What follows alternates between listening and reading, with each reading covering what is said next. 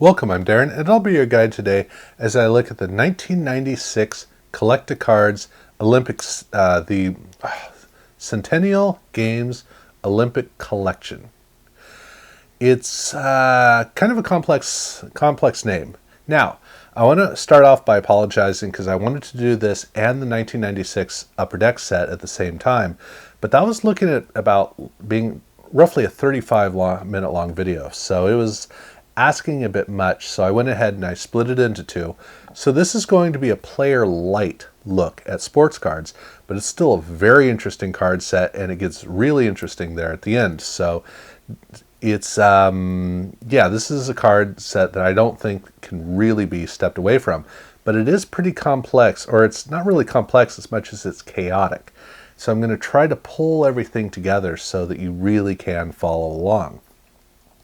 Now the card set it's kind of an answer to the 1992 Impel set, the original one, which was their Olympic Hall of Famers. But in 1992, or really 1991, when Impel did that Hall of Famer set, that was a set dedicated to looking at legends of the Olympics, or of the U.S. Olympic teams. And so it was still a set that was driven around individual athletes. Here in 1996, the card set that they kicked it off with Collect-A-Card, was a card set dedicated to the Hall of Fame. So it's looking at the Olympics across the entire expanse of the modern games, because it was the centennial celebration. It has started in 1896, now it's 1996. And so that was the whole point. It is we've had 100 years of modern Olympics, and we want to talk about that. So that's the key to the set. And you can see right from the outset here with card number 1, they are all into it. The image in this card is the original Athenian Arena, the venue for the original Olympics. And on the back they talk about it. So this is a card set where from the outset they're saying, look, this is more than just the sports. This is about the Olympic Games. And the cards in this set, a lot of the cards are done this way where they have a description on the back, but most of the cards are not laid out that way. They have an image on the front that is who knows what, some interesting image related to the Olympics, but on the card back, it's a breakdown of each individual category, each individual event, men's separate from women's. It's the gold medal winners, so the names of every single gold medal winner of every single Olympics in the modern era. So that's a big part of what this card set is about, is it is an opportunity for you to go and look and see who all the winners were throughout the entire history of the recent 100 years of Olympics, or then recent 100 years. But they do have a lot of athletes in the set. I mean, they have 21 athletes, and each one of the athletes has a photo on the front related to them, and then a description on the card back talking about the athlete. So in the case of 21 different athletes, they do show up as athletes. These are player cards. But they also have a 22nd person, which is the man who founded the modern Olympics. He also has a card in this set. So there are 22 figures, 21 of them are Olympians. And of the rest of the cards, most of them are, like I said, they have the breakdown of the different categories on the back. But for a fair number of them, they do actually have an image on the front that relates to a description on the back. Like we'd seen with card number 1, or here with this card, they do pop up here in this set. So it's kind of like an Easter egg hunt. But there are also a couple of cards where they have a whole description on the back that has absolutely nothing to do with the image on the front. Weird how that laid out, but this is a card set that is it's basically a card set that is one thing on the front and a whole nother thing on the back. And what I want to do is, instead of going in depth into the rest of the cards of the set, I want to give you kind of a map to this set, because it is really haphazard and it is almost impossible to figure out what the different things are that's going on, because it is such a chaotic assortment of different images of all sorts of things. So I went ahead and took the time to start to break down categories so that you can actually wrap your head around just really what this card set is about. And start off with posters. Now, there are a lot of really famous posters. These are not those. These are posters that give you more of a hands-on feeling to the variety of the history of the Olympics. Not everything is really glossy, sheen, really well-crafted affair where the marketing team is hitting a home run. A lot of these are pretty funky, and in fact, some of these posters look like second or third tier posters, more like fun posters. I mean, here we've got a poster of a dude skiing with a cowboy hat, and it's for the Olympics in Innsbruck in Switzerland. What this has to do with Switzerland, I don't know, and I don't care. I love it. Absolutely love it. But they also have, well, they have mascots. I mean, we already saw that they have a photo of a mascot. Well, they have a poster of a mascot, and they have merchandise of mascots. Speaking of merchandise, they have a couple of cards of merchandise of, well, actually, they're both mascots. And it gives you I really love the twins, because the twins give you a feeling for like 1960s, 70s. There's more of a folksy quality to the kind of merchandise that you would buy at that time, whereas you can see from the Barcelona mascot, well, it's I don't think we've ever really known exactly what it is. That is a much more cranked out affair. So it doesn't have the tactility of older merchandise. So I love the way that those contrast. But if you really want to see something unusual, there's a Fabergé trophy that was given out to Jim Thorpe. And there's a sordid history that goes along with it, which is why it's in an exhibit in the Hall of Fame. And the card goes into the whole history of the story of this Fabergé trophy. But the card set is just such a wild array of interesting images. And so I'm going to go through more quickly with the rest of these images so that you get if you want to slow down and take a good look at some of these pictures, because these pictures often are absolutely gorgeous. Definitely go ahead and do that.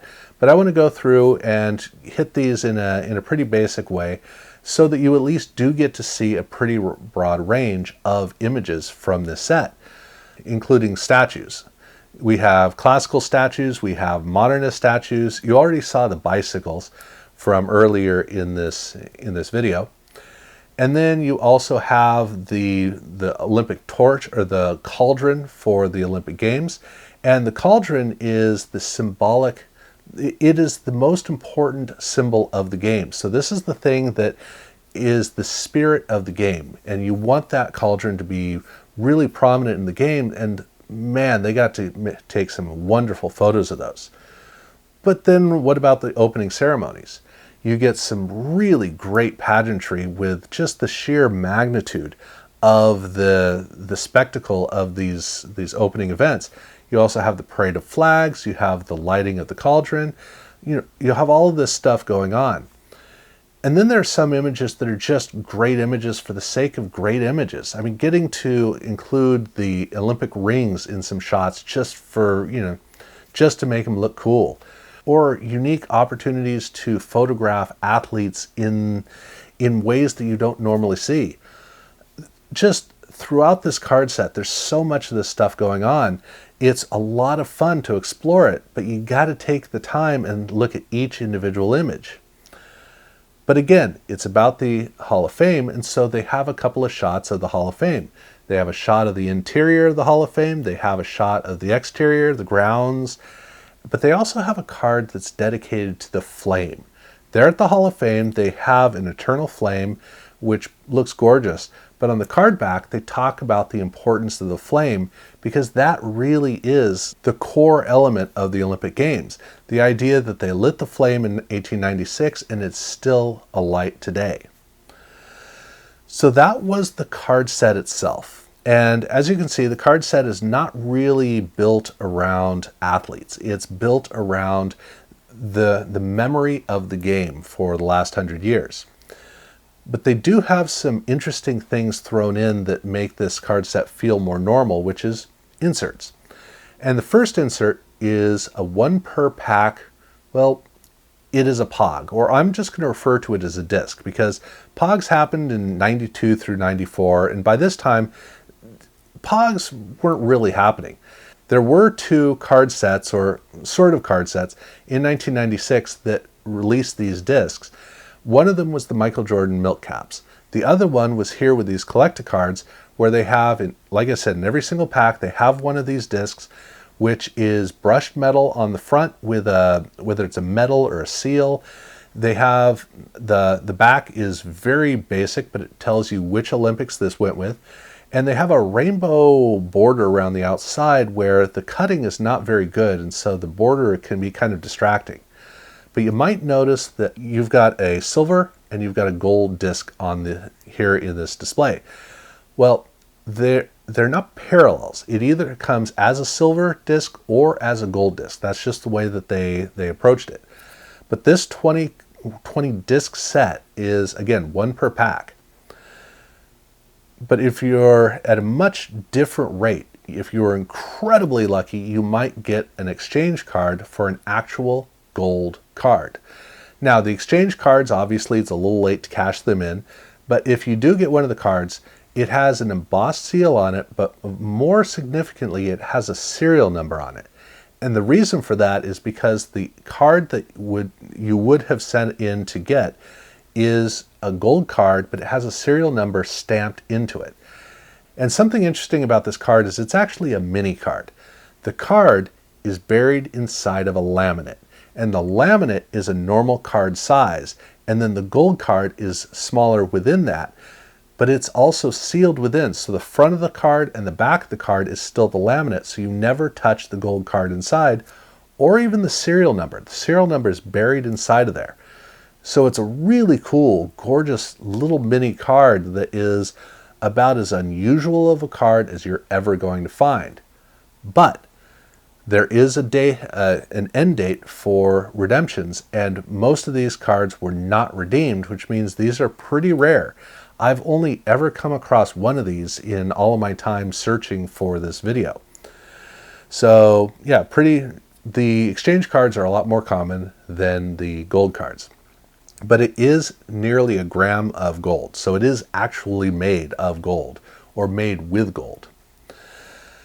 But they had two insert sets that were in packs. And the first insert set is posters. Every one of these cards is brushed metal. It's a Dufex finish. So that's the technology they were using. The posters are a bit indented. So they all have a border around the outside that is a bright color. And then the poster inside, since they used brushed metal, they used the Dufex, all the detail in these posters comes through so well. And some of these posters are very, very, very intricate. And so the way that they come through is really cool to explore. But the great ones are the simplistic posters, the minimalist posters, because now you can see the card designers at their height really taking advantage of the opportunity that the technology of these cards has with the fields that they're able to work with. So these are so cool. But like I said, they had another insert set, and this was only 12 cards, but it was the torches. Again, brushed metal, the Dufex effect. These cards have a pink background with a very simple pattern in them. I haven't finished the set, but I believe there's only one of these torches is horizontal. I believe all the rest are vertical, but it makes more sense for them to be vertical. But you get to see an array of torches over the years. Basic ones, ornate ones. You get to see one that is just straight up art. But all of these 12 cards and the 20 cards in the posters, are all just so gorgeous with this effect. Really an amazing set, and these are the cards that really stand out from this whole release. Now, that's everything that was in packs and the send away, but they had one other thing that they did as well, and I can't speak to how it was available because I don't know, but they made postcard size cards of some of the posters. And this card set is one you're going to run into more often. There's no foil on these cards at all. There's no gold foil, there's no brushed metal, nothing. It's straightforward. They feel like postcards even though they're not postcards. But they are part of the story of this release. And that's what the first release was. Now, like I said at the beginning of the video, I really wanted to transition over into talking about the Upper Deck Olympic cards at this point, but going through this, I really wanted to give this set a fair chance so that you understand the set, because you can easily look at it and just get overwhelmed and go, I don't know, this is a dumb set. I wanted to give you the opportunity to be able to understand how to look at this set. So that's why this took so long going through this. So I will be looking at the Upper Deck Olympic cards later on. So look out for that video when it comes out, which will be just a couple of days down the road. I'm not going to wait all the way till next week. And the reason for that is because I also want to go back and look at the cards from the 80s. That's going to be its own video, and it's going to be fun to put that together as well. So thank you very much for watching this video, following along all the way here to the end. If you haven't subscribed, I do urge you to do so. And check out the other videos I've done. I've already done the Impel cards. I've done all of the U.S. basketball teams, men's and the women's. I've done all those videos. So if you haven't seen those, check those out. Thank you very much for watching.